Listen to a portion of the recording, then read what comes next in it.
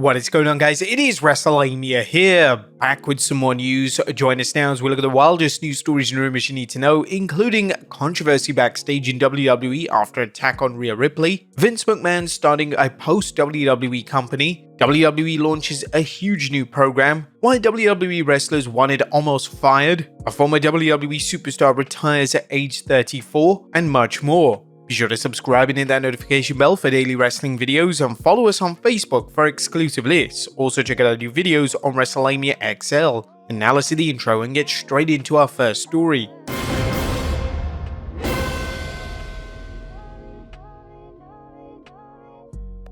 Now, our first story looks at controversy backstage in WWE after an attack on Rhea Ripley. On top of today's news is an angle that aired on last night's NXT segment where Rhea Ripley was found beaten and bloodied in a parking lot is raising a lot of eyebrows as well as questions about whether it was approved before it aired. In case you missed it, Rhea Ripley showed up on the 29th October NXT to welcome Zarya to the WWE's developmental brand and gave a pep talk to some of its other female talent. Later, Liv and Raquel Rodriguez were seen walking in the dreaded NXT parking lot holding baseball bats. NXT officials discovered Ripley laid out in the parking lot with a popular Raw star's face bloodied and bruised. The segment drew different reactions, with some fans praising it as a good way to build up the feud between Rhea and Liv, while others questioned the use of blood, especially with a female wrestler, a topic that's been raised ever since mainstream promotions have used blood with female talent. Regardless of where you stand on the issue, WWE reportedly got permission to run with it. As Fightful Select's Corey Brennan reported, there was some concern internally in NXT about the amount of blood shown during Rhea Ripley's segment in the parking lot, but it was given the green light by a higher power on the brand.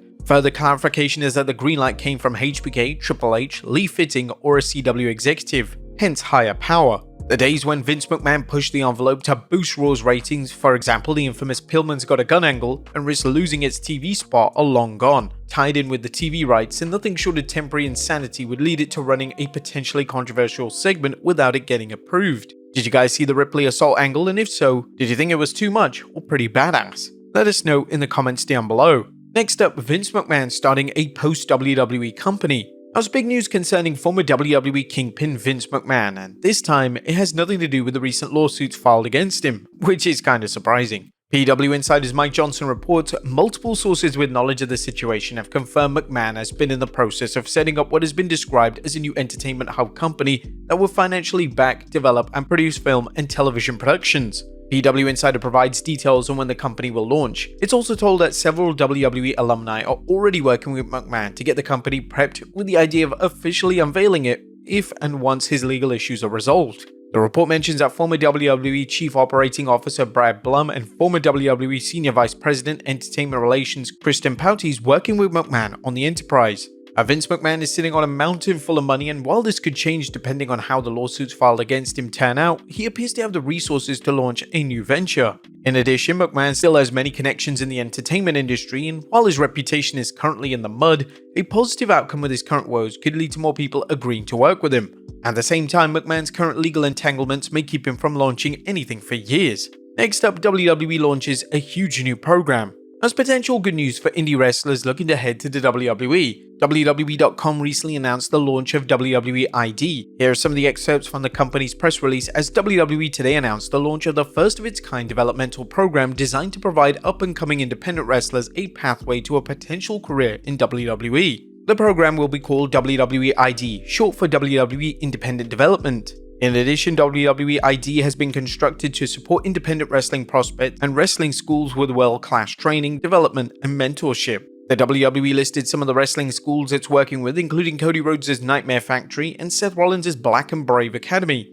The press release also mentioned that WWE will give certain indie wrestlers a WWE ID prospect designation, with the idea of woodworking in them while also documenting their progress and training, which could end up on one of the rumored Netflix series covering the WWE from behind the scenes. A Triple H commented on WWE ID saying, WWE ID is the latest in our efforts to identify and support the journey of up-and-coming wrestlers, in turn raising the profile of and strengthening the independent wrestling ecosystem. However, this new program has some fans, wrestlers, and indie promotions concerned whether the WWE will use this program to cherry-pick talent and wipe out the indie scene, much as critics claim the WWE did in the UK when it poached talent. Given the WWE's history of dominating the wrestling world, it's a legitimate concern. Next up, why WWE wrestlers wanted Omos fired. It looks like Omos owes Bobby Lashley a lot, as the Almighty recently discussed how his match against the Nigerian Nightmare at WrestleMania 38 saved Omos from being future endeavored. The Almighty spoke on the Lame Guys podcast revealing, that was cool, working Omos at WrestleMania 38, and I'm taking the credit for Omos.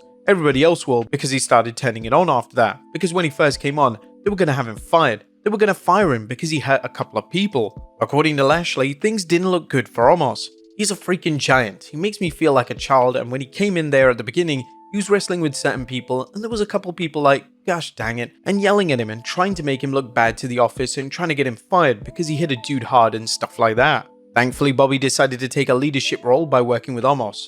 Lashley, who's reportedly headed to AEW, explained, so when they put him with me, I was like, I'll work with him, because I understand where he's coming from, and I had the mentality of Taker. Taker looked at somebody like him saying, I want to work with that guy. The two-time WWE champion elaborated on what working with an inexperienced wrestler meant for him. Some of the guys are like, I want to work with my buddy because we can make a cool match. We can do cool stuff. Man, you gotta overcome those obstacles. That's what wrestling is about. And I was like, he's an obstacle for me. Not too many people are here, but he's an obstacle for me. He's bigger, stronger. Well, I don't know about stronger. He's bigger. Omos entered the WWE during the Vince McMahon era, so it's no surprise the big man was pushed onto the main roster in 2020 despite reporting to the WWE Performance Center just a year earlier. Vinnie Mac's fondness for big wrestlers has led to other big men of questionable abilities receiving huge pushes. For example, the WWE pushed the Great Khali hard despite the Punjabi Nightmare's limited skills and experience. Omos is currently working the live event circuit with the occasional TV appearance. Some fans are still questioning whether WWE has long-term plans for the big man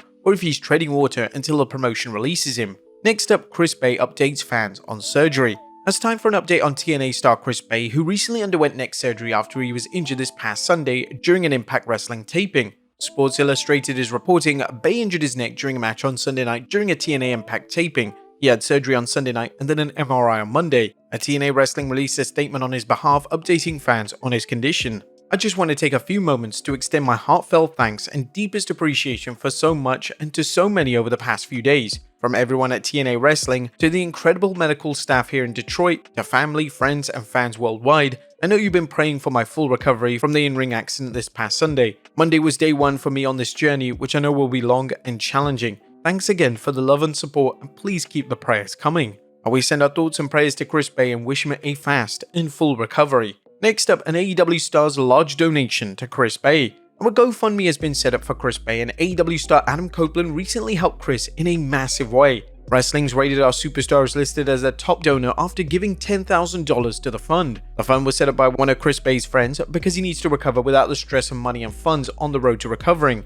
The GoFundMe page states a goal of $100,000 and currently has raised over $68,000 as of now. Next up, a former WWE superstar retires at 34. I don't ever expect a heavy machinery reunion, at least for former WWE superstar Tucker, aka Levi Cooper, if he sticks to the plans of retiring for good. Sportskeeda broke the news recently saying, I just spoke with former WWE star Tucker of formerly Heavy Machinery. He said that he retired from professional wrestling and does not plan to return. He currently is a high school wrestling coach and raising his 2 kids. Best wishes. Tucker had a memorable run alongside Otis as a tag team Heavy Machinery, but the WWE's decision to split them led to a disappointing singles career and his subsequent release in 2021. Whatever the case, we're wishing him all the best. And finally, another ECW legend returns to WWE. Now, we've had many returns coming in for the November 6 NXT 2300 Arena show, but now we can add in one more, as recently ECW hardcore legend Francine confirms that she will be at the show. Francine last appeared in WWE's ECW all the way in 2006, but it was a complete flop.